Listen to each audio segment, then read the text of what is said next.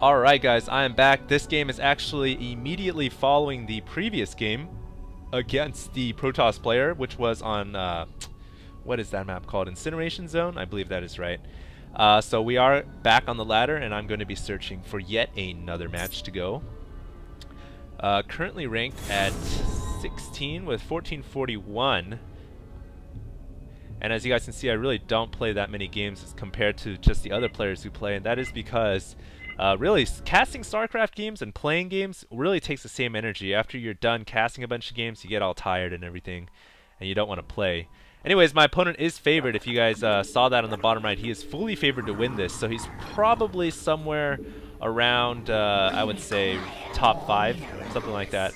So we'll see what happens. Looks like we are on Incineration Zone yet again, not the map that I wanted to be on.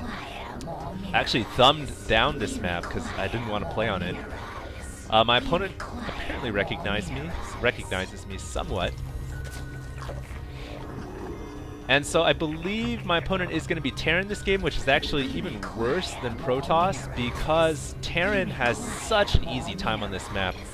Reapers can really harass your natural expansion so easily with the way the mineral line is facing the ridge on the south end. On top of that, the chokes on this map make siege tanks incessantly powerful. It is such a good map for Terran, especially versus Zerg. So we'll keep that in mind, but map balances aside, we are going to try to win against my opponent today.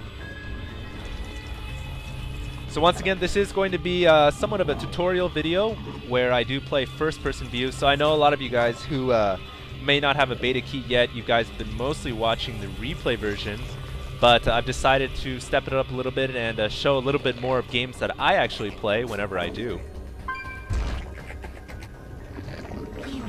And so it's really interesting always to see a StarCraft 2 game in the perspective of only one player, and that is what this game is going to be all about. You guys can see I did throw down a 14 pool, not a 15 pool this game, because I am definitely wary of the fact that this map is super small, super tight. Reapers are a possibility.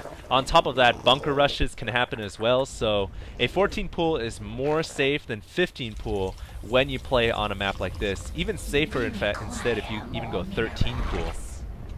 So I'm going to go 13 pool into 14 hatch, which is pretty standard, and my Overlord now is over my opponent's base. You guys can see that the building is a tech lab, and so I'm just going to go check to see if he does indeed have a refinery over one of his gas nodes yet, which is going to tell me if he's going to be going Reapers or not. So there you guys can see that it is going to be a tech lab, which indicates to me early Reapers, but he hasn't yet erected a refinery, as you guys can see on the minimap. Otherwise there would be a little blue dot next to his base. So that tells me it's not going to be really fast Reapers. It might be some kind of Marauder build, but delayed Reapers are a possibility as well, especially on this map, as I've said maybe 3 or 4 times already. Now, I did produce quite a few number of Zerglings. You guys can see he is putting up a second Rax as well, so at this point it could be 2 Rax Marauder, it could be 3 Rax heavy pressure early game, about 5 minutes in. 3 Raxes are very powerful, especially if you get a nice Marauder ball going with concussive shells. So right now I don't know exactly what's going to go on. I'm not going to risk leaving my Overlord over his base because all it would take is 1 Marine to snipe the Overlord. So right now I am going to be playing in the dark. But the nice thing is I do have Zerglings, and I kind of overproduced.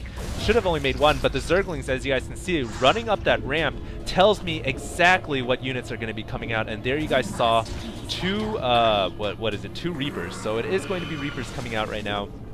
And so my natural is the thing that's going to be going under attack most likely. You guys can see right there, I evacuated the drones out of the natural expansion, and I did place a spine crawler, I believe. Not sure what happened there. But there are no drones at the natural because I pre-evacuated them, anticipating the fact that there would be Reapers coming to this natural. Now the hatchery has quite a bit of hit points. It can take some hits, no problem. Enough time for me to bring a queen out from my main, and then I can use my queen to ward away these Reapers. Unfortunately, the Reapers will just demolish Zerglings, no doubt about it. But with enough queens, you can actually defend against Reapers quite easily.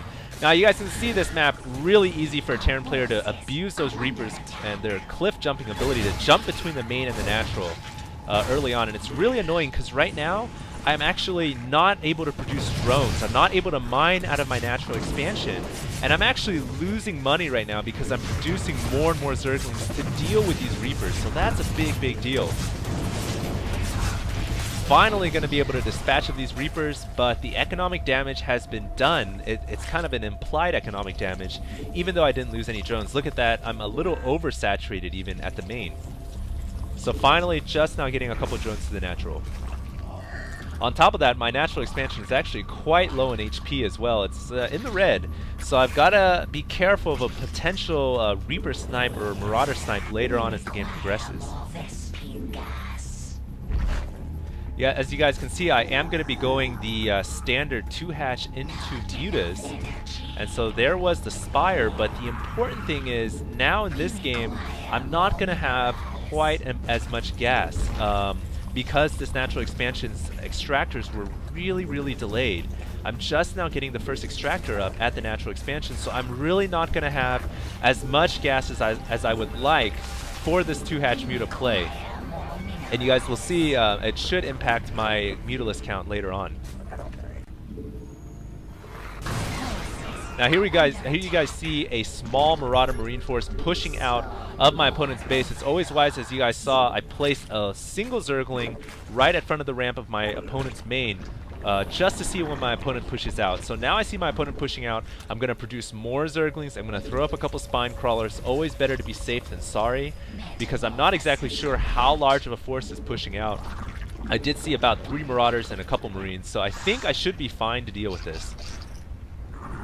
But meanwhile, notice that my mineral count is actually dropping quite a bit because I'm producing so many Zerglings. I'm almost overreacting to it. So now I don't have even enough minerals to produce a Mutalist. My gas count is definitely low, only 500. So I am going to surround my opponent's army, and I am going to be able to take this out. But the important thing here is I'm not going to be able to produce enough Mutalists. My limitations are too much. I don't have enough minerals, and my supply is even blocked as well because I have all these links. And now my opponent's actually coming in with some Reapers, and he is going to try to snipe my hatchery. Now, if I lose this hatchery, this is going to be huge. I'm going to lose about half my income. I'm going to lose all this gas, and yeah, the hatchery gets sniped. So now those 3 Reapers, they just came in there and finished off the hatchery. I have to bring back that hatchery as soon as possible. And you guys notice I do have speed links to deal with these Reapers, but I just don't have enough Mutalists right now. I only have maybe 1 or 2. I actually only have 1. So this is a huge hit to me. Investing into that Spire, investing into getting